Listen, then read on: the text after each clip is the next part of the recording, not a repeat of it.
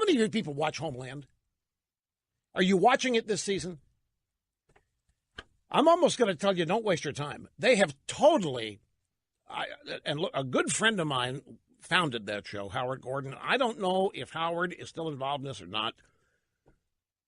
But there is a reason to watch this. There is a reason to watch season 7 of Homeland. If you want to find out, if you want to see exactly what the left thinks of Donald Trump and of you, watch this show. It is the most embarrassing, it is the most outrageous, indescribable panic attack that you've ever seen. It's got the president imprisoning 200 government officials. It has the president insisting that a military guy, a general, who led a coup against her, be murdered after a military tribunal refused the death penalty. She tells her chief of staff to take care of it, meaning the guy dying. The guy does. They find a guard to poison the guy as he's being admitted into the prison.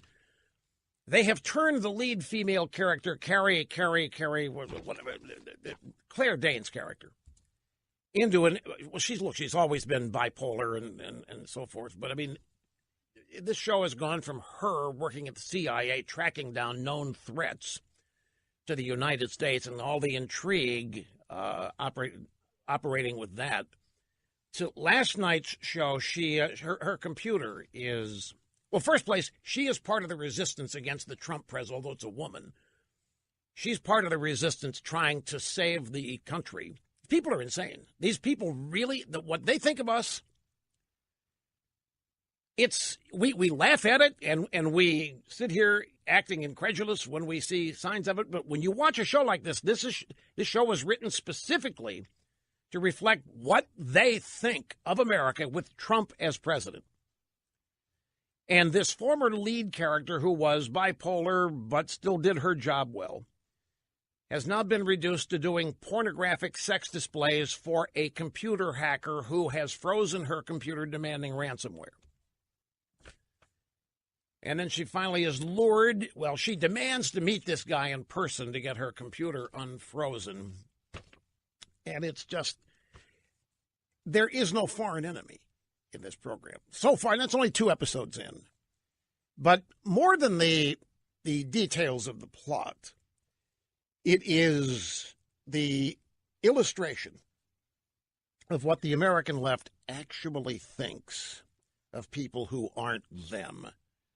And the paranoia and the deranged delusion, this show captures it.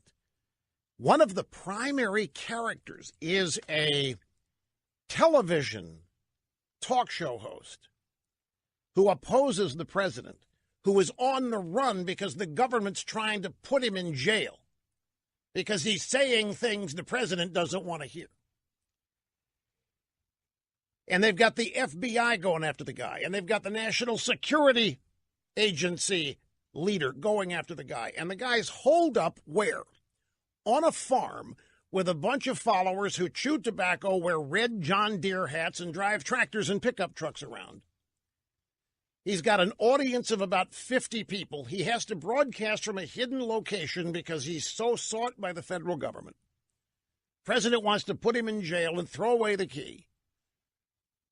And he's overheard describing his fans as the lunatic fringe, so he has to do some damage control with the lunatic fringe and tell them he's sorry and he apologizes.